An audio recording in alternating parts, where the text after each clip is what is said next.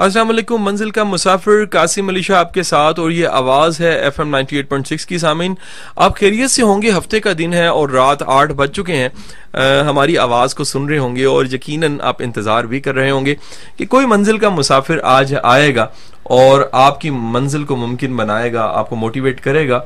तो लीजिए, हम आ गए हैं मंजिल के मुसाफिर के साथ, और आज हमारे साथ जो मंजिल के मुसाफिर हैं वो ज़ीशान लब्बा मसीह हैं। ज़ीशान लब्बा मसीह साहब एक कमाल इंसान है। मैं जब मेरा इनसे एक तारुफ हुआ, मैं इनको जब मैंने जाना तो टीवी मैंने लगाया, एक्सप्रेस लगा हुआ था, और सामने जो उनसा है वो एक प्रोग्राम में ये एज अ गेस्ट बैठे हुए थे।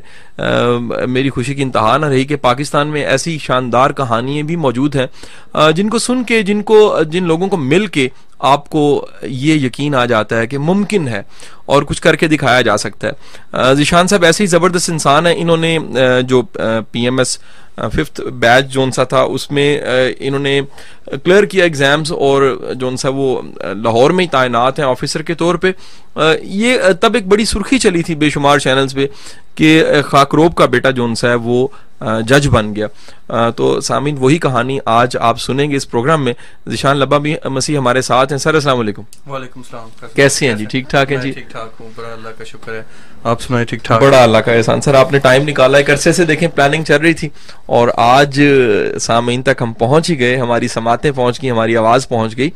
ज़ीशान साहब, ये बताइए कि मैं जितना आपको जानता हूँ, कुछ मुलाकातें भी हमारी हैं, आपकी जो थिंकिंग है, थॉट्स हैं, आपके जो आइडियाज़ हैं, मैं उन्हें कहूँगा उसमें बेशुमार आइडियाज़ बड़े प्रैक्टिकल और ज़िंदगी की भट्टी से निकले हुए आइडियाज़ हैं। ऐसा क्यों है? इतना सच्चा खरा और इतनी क्लैरिटी कैसे आपके आइडियाज़ में? कासिम साहब, बहुत शुक्रिया। हमारी काफ़ी सारी मुलाकातें इससे पहले जो हैं वो चलती रही हैं, और ये आपकी मोहब्बत है, आपके इसरार पे जो है वो यहाँ पर मैं मौजूद हूँ। बात असल में ये है कि ना सिर्फ जो है वो पाकिस्तान में लोग, बल्कि बहुत से लोग बाहर भी जानते हैं कि मेरा ताल्लुक किस बैकग्राउंड से है, मैं किस तरह के घराने से ताल्लुक रखता हूँ। मुझे इस बात पे फख्र है कि मैं कौन हूँ और मैं क्या हूँ। वहां से चल के इस जगह पर पहुंचना शायद ये बहुत से लोगों के लिए एक माइलस्टोन होगा, कोई बड़ी बात होगी, बड़ी कमाल की बात होगी। लेकिन जहां तक मैं समझता हूँ, सबसे पहली बात इसमें यह है कि आपके माँ बाप की दुआएं जो हैं वो इसका बहुत बड़ा फैक्टर है, एक बहुत बड़ा फैक्टर है जो आपको मंजिल की तरफ लेके चलती हैं। दूसरी बात यह है कि जब आप प्रैक्टिकल लाइफ में आ जाते हैं, कोई 8-10 साल जो है वो आप स्ट्रगल करते हैं लाइफ में, मुख्तलिफ तरह के हालात से गुजर के जो है वो चलते हैं, तो उस वक्त आपको सही मानों में इस बात का अंदाजा होता है कि अगर मैं एज ए बॉस एक सीट पे बैठा हूं तो मेरी दूसरी तरफ जो बंदा बैठा है वो किन हालात से होके आया, उसके ओरिजिनल मसाइल क्या हैं। अगर एक बंदा सुबह जो है वो अपनी दिहाड़ी छोड़ के जो है वो 1000 रुपया किराया लगा के आपके ऑफिस में आके बैठा है, तो वो किन हालात से होकर आया है। सो इन सारी चीजों को मैंने practically on the other side of the table बैठकर महसूस किया है, देखा है। मैं एट ए टाइम मुदई भी बना हूं, मैं एट ए टाइम मुलजम भी बना हूं, और इन सारी चीजों को से गुजर के, और मैं समझता हूं मैं इस वक्त जो है वो अपनी उम्र के जो है वो 30-32 साल पूरे कर चुका हूं। यहां पे आके अगर खुदा मुझे लेके आया है, खुदा मुझे 22 साल की उम्र में भी ला सकता है, लेकिन ये ला सकता था, लेकिन ये जो 10 साल हैं, मैं समझता हूं कि ये सारा वो फेज था जिसमें खुदा ने मुझे मुख्तलिफ हालात से गुजारा और मुझे बताया, मुझे सिखाया कि क्या होता है, जिंदगी क्या चीज है। और जब आज मैं यहाँ पे हूं तो मुझे हर एक चीज का प्रैक्टिकली अंदाजा है। सो जिंदगी के अंदर या आपकी बातों के अंदर प्रैक्टिकलिटी आ जाना असल में आपके अमली तजुर्बात का जो है वो नतीजा होता है। सही जी, आप कह सकते हैं कि जिंदगी बजाते खुद बहुत बड़ी उस्ताद है, कोई शक नहीं इस पे, और ऐसा है भी। बिल्कुल बहुत से लोग जो उनसे हैं। बजा फरमाया आपने शाह साहब कि जिंदगी असल में आपको बहुत कुछ सिखाती है। गो किताबों का, इंस्टीट्यूशंस का बहुत बड़ा हाथ होता है, लेकिन जो चीजें आप प्रैक्टिकली आके सीखते हैं जिंदगी में आके, जिनसे आपका वास्ता पड़ता है, वो चीजें आपकी सही तौर पे उस्ताद होती हैं। बिल्कुल सही। अच्छा सर, मेरा सवाल इसके बाद जो आता है वो ये आता है कि आप थोड़ी सी अपनी स्टोरी को शेयर कर दीजिए। उसकी वजह कि हमारे बेशुमार सुनने वाले जोन से हैं वो बिल्कुल नए हैं। हमें हर दफ़ा नए लिसनर मिलते हैं, और कुछ ऐसे लोग भी हैं जो बड़े अरसे से आपकी स्टोरी का इंतज़ार कर रहे थे। फेसबुक में बार बार कहता था कि आने वाले दिनों में, और वो इंतज़ार बढ़ता जा रहा था। आज वो सुन रहे हैं, तो मैं चाहता हूँ कि अपनी थोड़ी सी स्टोरी को आप ज़रा रिव्यू कीजिए, रिवाइव कीजिए, ताकि जो उनसे लोग फ़ायदा उठाएं। शाह साहब, मेरे लिए तो शायद ये जब मेरी सिलेक्शन हुई तो जो बंदा मेरा इंटरव्यू लेने आया सबसे पहले,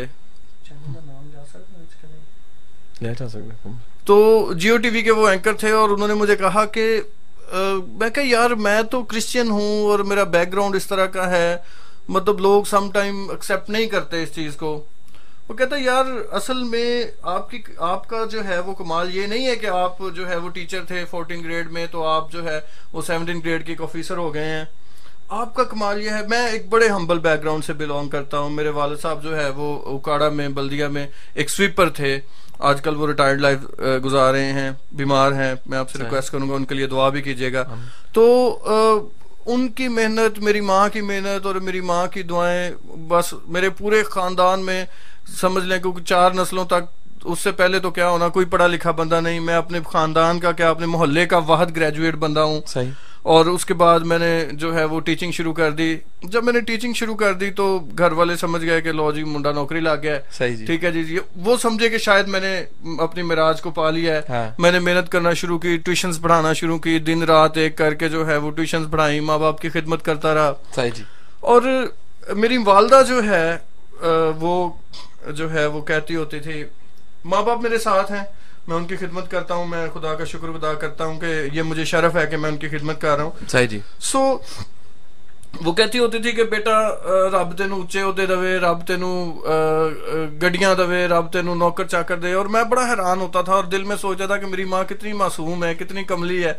भला एक आम इंसान, एक आम टीचर जिसका काम ट्यूशंस पढ़ा के जिंदगी गुजारना है, अपने गुजर बसर करना है, वो कैसे यहाँ तक पहुंच सकता है। लेकिन मैं आपको बताऊं कि मैं इस बात पे शाजी बिलीव करता हूं कि खुदा जो है वो मौजूदात का खुदा है। मुझे नहीं पता था, मुझे कभी भी नहीं पता था। वो बैठे बैठे एक मेरे दोस्त ने मुझे कहा, कहता यार वो पीएमएस की सीटें आई हैं, आप अप्लाई क्यों नहीं करते, तू अपने आप को स्पॉइल कर रहा है। सही। मैंने अप्लाई कर दिया, थोड़ी बहुत मेहनत की, लेकिन मैं कहूंगा कि माँ बाप की दुआओं ने और अल्लाह ताला की मेहरबानी ने जो है वो मुझे यहाँ तक पहुंचाया। क्या बात है जी। और आज मैं जब इस जगह पर हूँ तो मैं ये बात महसूस कर सकता हूँ कि माँ बाप की दुआओं में जो है वो बहुत असर होता है। आपकी मेहनत गो एक जगह पे अहम होती है जी।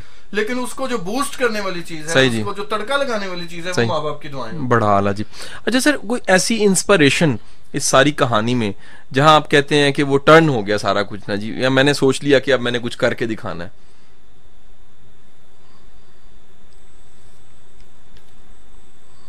शाह जी, शायद मैं एक बात मैंने सोची थी जब मैं टीचिंग कर रहा था, तो मेरी ख्वाहिश थी कि मैं आगे बढ़ूं। सही। लेकिन इस हद तक नहीं सोचा था कि मैं किसी कंपटीशन के एग्जाम में आऊंगा।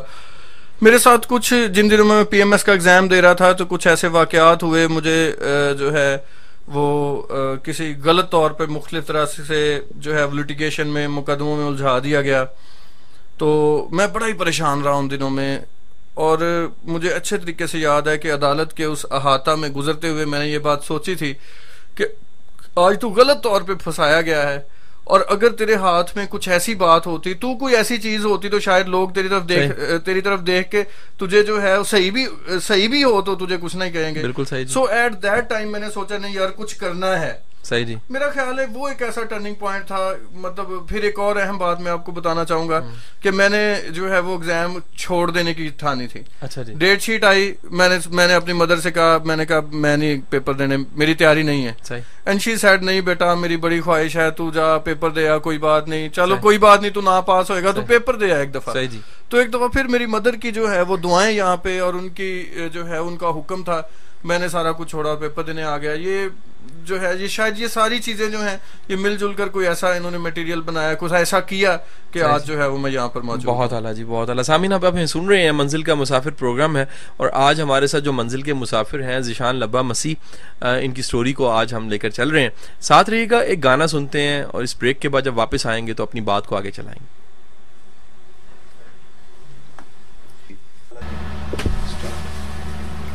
वेलकम बैक सामीन, मंजिल का मुसाफिर कासिम अली शाह आपके साथ, और ये आवाज़ है FM 98.6 की। सामीन, जैसा कि आप जानते हैं कि आज का जो प्रोग्राम है इस लिहाज से बड़ा स्पेशल है कि आज हमारे साथ मंजिल के मुसाफिर ज़ीशान लब्बा मसीह हैं। ज़ीशान साहब जो उनसे मुकाबले का इम्तिहान जो उनसा उन्होंने वो पास किया और उसके बाद लाहौर में ही तैनात है।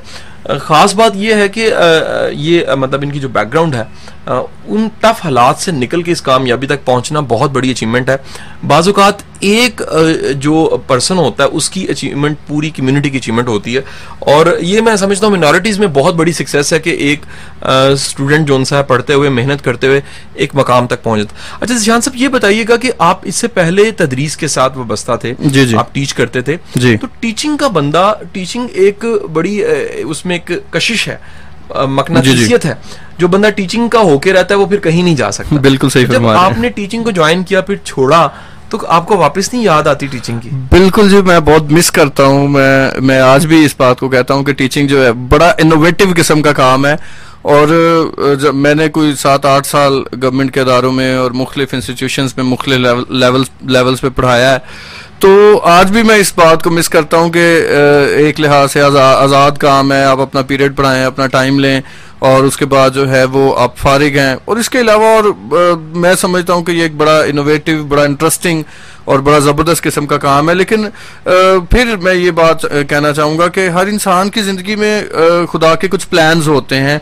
मैं एक बिलीवर हूँ और मैं इस बात को समझता हूँ कि हमें नहीं पता कि खुदा के जो है वो हमारी ज़िंदगी में प्लान्स क्या हैं। तो अगर खुदा का प्लान मुझे ये था कि मैंने इतना अर्सा टीच करके यहाँ पे आके सर्व करना है, और तो ये मेरे लिए काबिल कबूल है, और ये फितरी सी आदत या फितरी सी नेचर है मेरी कि मैं नए माहौल में जल्दी एडजस्ट हो जाता हूँ। सही जी। ऑल्दो मैं टीचिंग के दौर को मिस जरूर करता हूँ, लेकिन ये भी कोई ऐसा मुश्किल काम नहीं है। हो सकता है आइंदा आने वाले दिनों में शायद किसी न किसी तरीके से मैं दोबारा जो है वो तदरीस से वाबस्ता हो जाऊँ, क्योंकि वो मेरा शौक रहा है हमेशा। अच्छा, वो जो बच्चे याद करते हैं आपको, वो तो फिर बड़े मुबारकबादें आपको आई होनी है, सारे स्टूडेंट्स आए होंगे और उन्होंने कहा होगा कि सर आप तो टीचर थे, आप बेशुमार बेशुमार बेशुमार मेरे बहुत से स्टूडेंट आजकल जो है वो इधर कोई MBBS कर रहा है, बहुत से इंजीनियरिंग कर रहे हैं, कुछ ऐसे स्टूडेंट जो भी कॉलेज लेवल पे हैं। जब भी कोई मिलता है बड़े ऑनर से, बड़े रिगार्ड से, और अगर कोई 2 साल बाद भी मिला है तो उसने बड़े पुरजोश होके जो है वो मुबारकबाद दी है। खुशी होती है, बड़ा अच्छा लगता है कि आप जिन बच्चों पे आप मेहनत कर रहे हैं वो जब आपको जो है वो इस तरह रिटर्न करते हैं अपनी मोहब्बत को, तो ये वाकई ये उससे भी बड़े एजाज की बात है। सही जी। अच्छा सर, जो एक दफा तदरीस यानी टीचिंग में से गुजर जाता है और 2-3 साल भी अगर जिसने पढ़ाया है, उसके लिए चीजों को मैनेज करना, समझाना, जॉब करना मेरा ख्याल आसान हो जाता है। बिल्कुल, आप क्या कहेंगे? बिल्कुल आसान हो जाता है, और खासतौर पे मैं समझता हूँ कि मैंने जब पढ़ाया तो मैंने बहुत पढ़ाया। मैंने स्कूल के आफ्टर स्कूल के बाद जो है वो गवर्नमेंट स्कूल में जॉब करने के बाद छुट्टी से लेके रात 8-8, 9-9, 10-10 बजे तक ट्यूशन पढ़ाई हैं।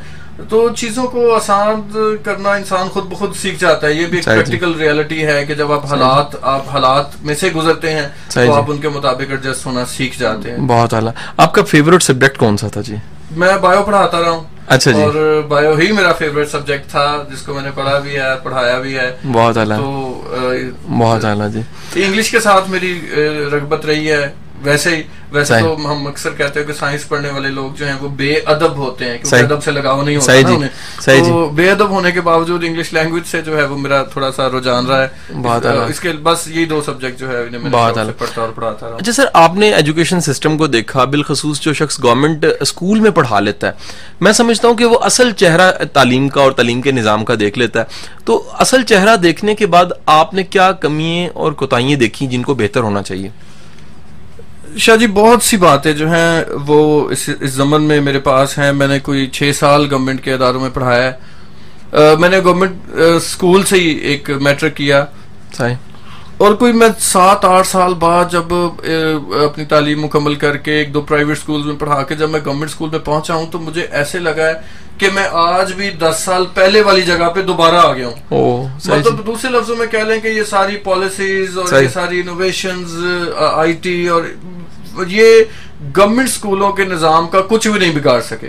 और मतलब हर एक लेवल पे, टीचिंग के लेवल पे, लर्नर्स के, स्टूडेंट्स के लेवल पे हालात जो हैं उनमें बेहतरी जो है उसके आने का रुझान कम है। ऑल्दो गवर्नमेंट जो है वो बड़ा काम कर रही है, स्कूल में जो है वो एडमिशंस के लिए जो है वो बड़ा काम हो रहा है, एनरोलमेंट पे बड़ा काम हो रहा है, बच्चों को किताबें फ्री दी जा रही हैं। लेकिन एक हमारा सबसे बड़ा प्रॉब्लम जो मैंने फेस किया है, या मैं जिसको समझता हूँ, हमारा आज का जो उस्ताद है, खासतौर पे गवर्नमेंट स्कूल्स का उस्ताद जो है, वो अपने आप को अपग्रेड नहीं करना चाहता। किताबें अपग्रेड हो गई हैं। मैंने जो 1975 में एमएससी की हुई थी, मैं आज के नॉलेज के मुताबिक अपने आप को अपग्रेड नहीं करना चाहता। मेरा नॉलेज उतना की है जितना स्कूल तदरीस की जो 9वीं की या 10वीं की या फर्स्ट ईयर की या सेकंड ईयर की बुक जितना है, मेरा नॉलेज उतना की है। उससे ऊपर की बात होगी तो मैं फिर आए बाएं शाही करूंगा, तंग करूंगा। और यही वजह है कि फिर जो प्राइवेट सेक्टर है, जो प्राइवेट स्कूल्स हैं, उन्होंने फ्रेश लोगों को लिया है, वो उनका नॉलेज ज्यादा है, कम्युनिकेशन स्किल ज्यादा है। अब गवर्नमेंट स्कूल में मेरा जहां तक तजुर्बा है, आप में से बेशतर लोग इस बात से जो है इख्तलाफ कर सकते हैं, आज भी टीचर और स्टूडेंट के दरमियान गैप है। सही जी। आज भी जो है वो टीचर अपने आप को मास्टर समझता है, मास्टर मालक वाला मास्टर समझता है, और स्टूडेंट जो है वो उसकी राया होती है। आज भी बहुत सी जगहों पे ऐसे हैं। अगर ये कल्चर खत्म हो जाए, स्टूडेंट को उसकी ड्यू रिस्पेक्ट दी जाए, उसकी ऑनर दी जाए, उसे बताया जाए कि आपने पढ़ना है और मैंने पढ़ाना है, कैसे पढ़ाना है। ये एक इनोवेशन है कि एक टीचर ने 50 बच्चों को पढ़ाना है और 50 के 50 बच्चों की तवज्जो भी अपने पास रखनी है, लेकिन गवर्नमेंट स्कूल में आमतौर पर ऐसा नहीं है। सही जी। सर साथ ही साथ एक देखिए कि आपने मुकाबले का इम्तिहान भी दिया और एक ट्रेनिंग के प्रोसेस से भी गुजरे एमपीडीडी में।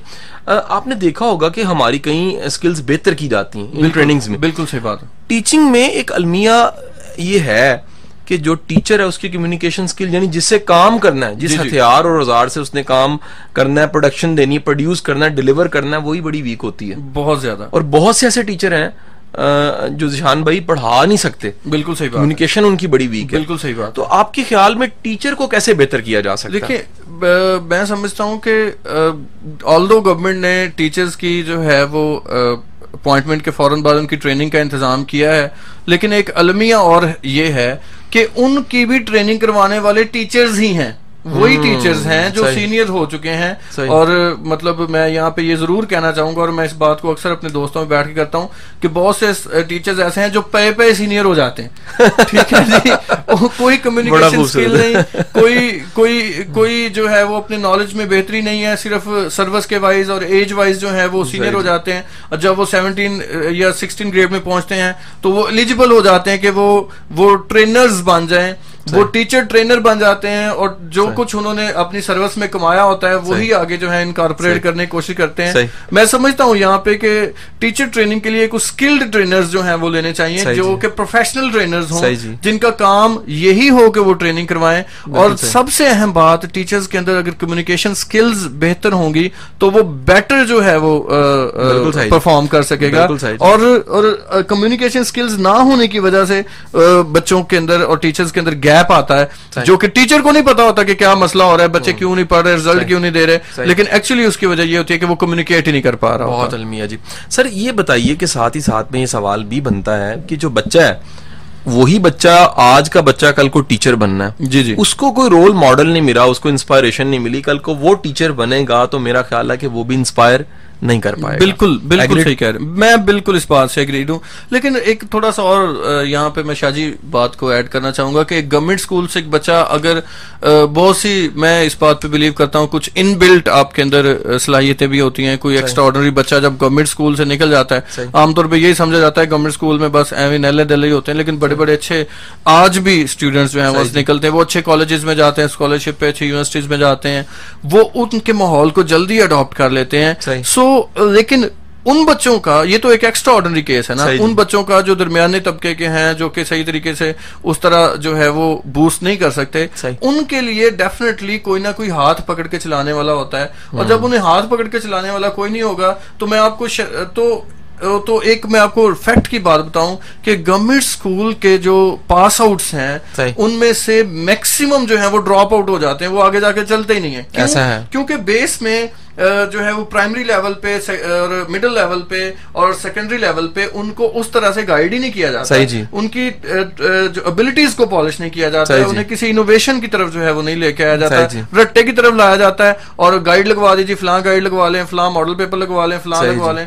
और कॉमन सेंस की बात है कि अगर कोई 100 200 400 सवाल आपने याद करवा दिए तो 4-5 आ ही जाते हैं। बिल्कुल सही जी, और वो पास हो जाता है। आप खुद तदरीस से वाबस्ते हैं, आपको इस बात का अंदाजा है। अच्छा सर, एक एडिशन, एक सवाल के साथ जो सा वो जवाब, और जवाब के बाद ब्रेक पे जाएंगे।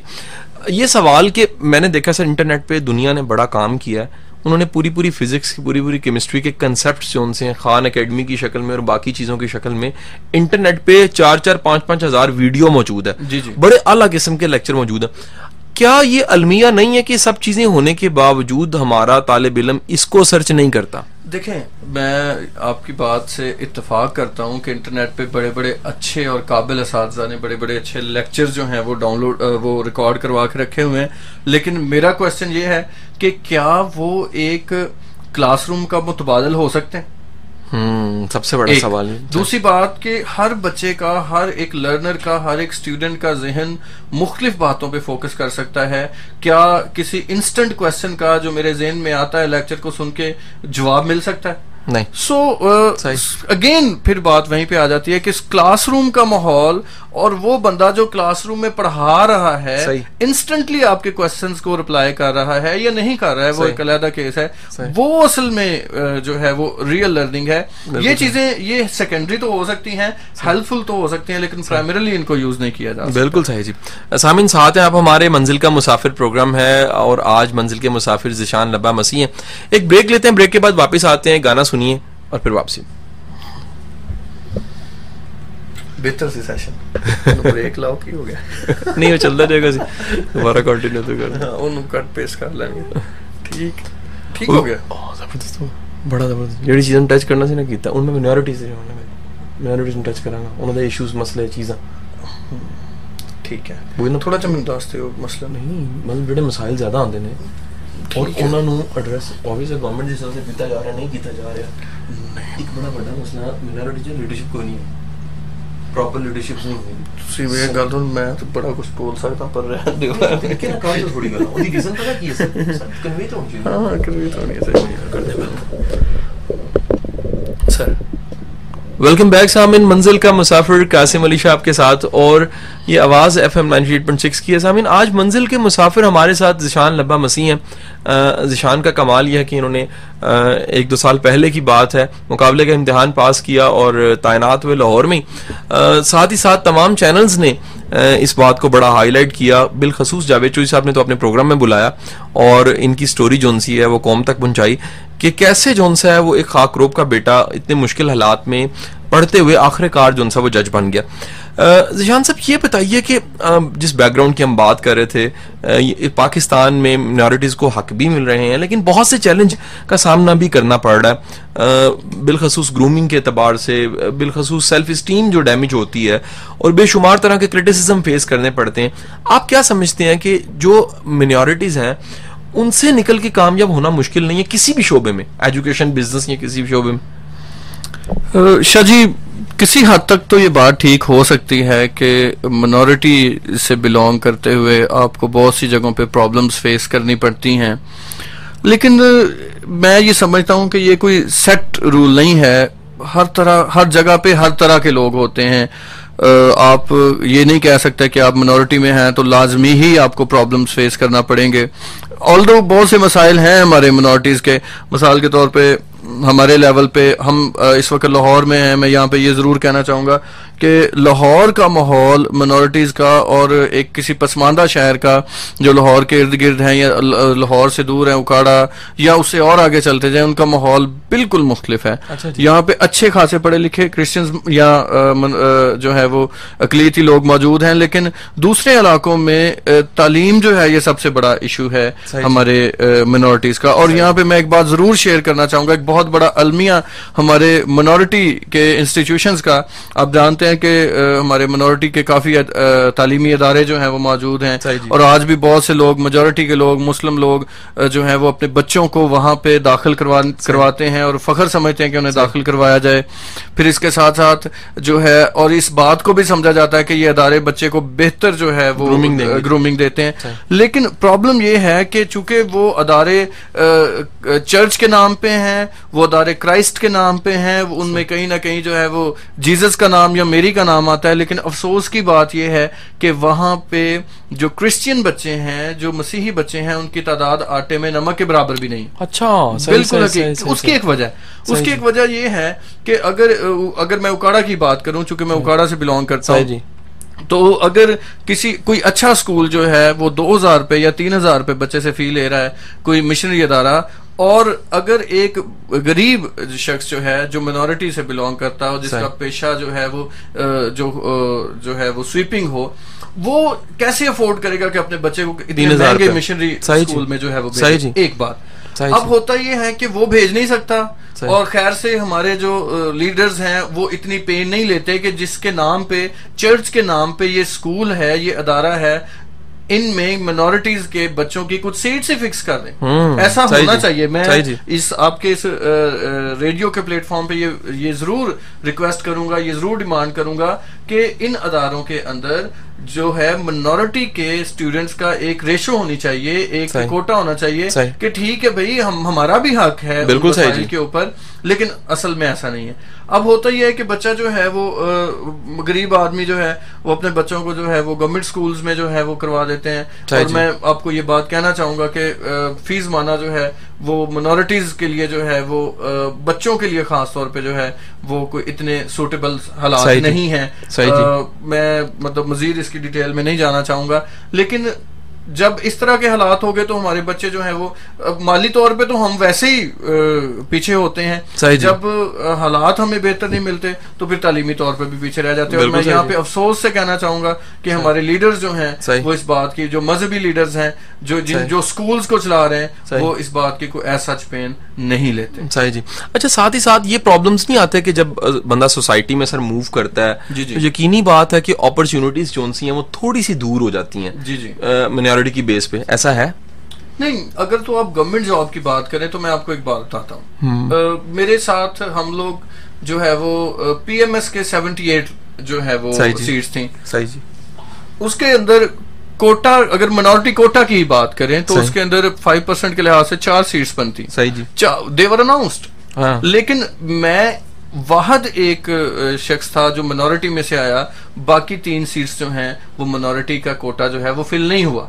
अब इसका क्या मतलब है? इसका मतलब है कि अगर आपके अंदर एबिलिटी है, अगर आप कंपीट कर सकते हैं तो आए, अपना हक लें। बिल्कुल सही। क्यों खाली जाए सीटें? बिल्कुल सही। होता ये है कि हम फ्रैंकली स्पीकिंग, जो पढ़ जाता है वो मेहनत नहीं करना चाहता। ठीक है जी, अब मैं मैट्रिक पास हूँ या मैं प्राइमरी पास हूँ या सिंपल FA हूँ, सही जी, तो उस वक्त देखें बात ये है कि इस स्टेटा पे, इस लेवल पे जो है वो लोग ज्यादा हैं, FA पास ज्यादा हैं, BA पास उससे कम है, मास्टर्स उससे कम है, और कंपटीशन के एग्जाम में आने वाले सबसे कम है। बिल्कुल सही बात है। ठीक है, अब हम लोग जो है वो पढ़ना चाहते नहीं है, जो पढ़ जाते हैं वो फिर मेहनत नहीं करना चाहते। मैं ये अगर कोई मिनॉरिटी के लोग, मेरी कम्युनिटी के लोग इस बात को सुन रहे हैं तो मैं आपको इस बात पे रिक्वेस्ट करना चाहूंगा कि अपनी एबिलिटीज को मार्केट में लेके आए। आप अगर काबिल हैं, आप मेहनत कर सकते हैं तो आए कंपटीशन के एग्जाम में आए। आप बेशुमार सीट्स जो हैं वो खाली जाती हैं सिर्फ इस वजह से कि सूटेबल लोग जो हैं वो नहीं मिलते। सो मेहनत जो है वो ही आगे ला सकती है। रुकावटें हर शख्स को है। शाह जी, आप यहाँ तक पहुंचे हैं दूसरे शहर से आके, आपने रुकावटें नहीं बर्दाश्त की। कोई भी बंदा जो है कत्ता नजर इस बात की कि वो मिनॉरिटी में है या मेजॉरिटी में है, रुकावटें हर एक शख्स के लिए हैं। द क्वेश्चन इज कि आप अपनी मेहनत को इस्तेमाल करते हुए कैसे आगे निकल सकते हैं। बिल्कुल सही। अच्छा ज़िशान भाई, ये बड़ा एक इम्पोर्टेंट सवाल मैं समझूंगा कि यकीनन हमारे जो मसीही भाई हैं वो सुन रहे हैं इस प्रोग्राम को, और वो पेरेंट्स भी सुन रहे हैं जो हमारी मिनॉरिटीज़ में जिनके बच्चे स्कूलों में पढ़ रहे हैं, फिर वो उठवा लेते हैं, वो नहीं प्रेफर करते, टिक नहीं लगाते तालीम को, उन्हें उम्मीद नहीं होती कि ये को बहुत आगे जा सकते हैं, हमारे लिए नहीं है। काइंडली उनको थोड़ा सा इनकरेज करें कि तालीम की तरफ बच्चों को लाएं कि ये बड़ा जुल्म है कि बच्चों से वो छोटे छोटे काम करा के नस्ली तौर पे हम एक जुर्म कर रहे हैं। ये बहुत बेहतर है कि आने वाली नस्लें जो सी हैं, अगर एक शख्स खड़ा होता है पूरी नस्ल खड़ी हो जाती है। बिल्कुल शाह जी, आपने बिल्कुल सही फरमाया। और आप जिस दौरान में ये क्वेश्चन कर रहे थे तो मैं जो है वो एक लम्हे के लिए दोबारा वापस अपने उन्हीं हालात में चला गया, अब उस जगह पे चला गया जहाँ पे मैं रहता हूँ।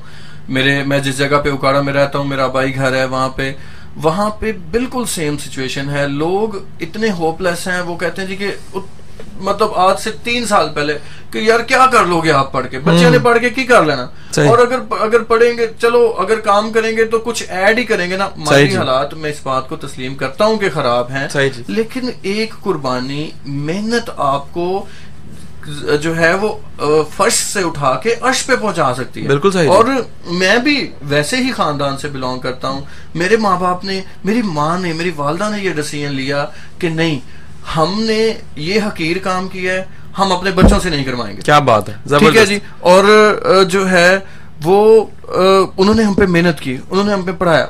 वो अनपढ़ थी, मेरे वालिदैन दोनों अनपढ़ थे। मेरे बड़े भाई जो खुदा में सो चुके हैं, उन्होंने मुझ पे बड़ी मेहनत की, और अगर वो मेहनत मुझ पे ना करते तो शायद मैं भी आज वहीं पे होता।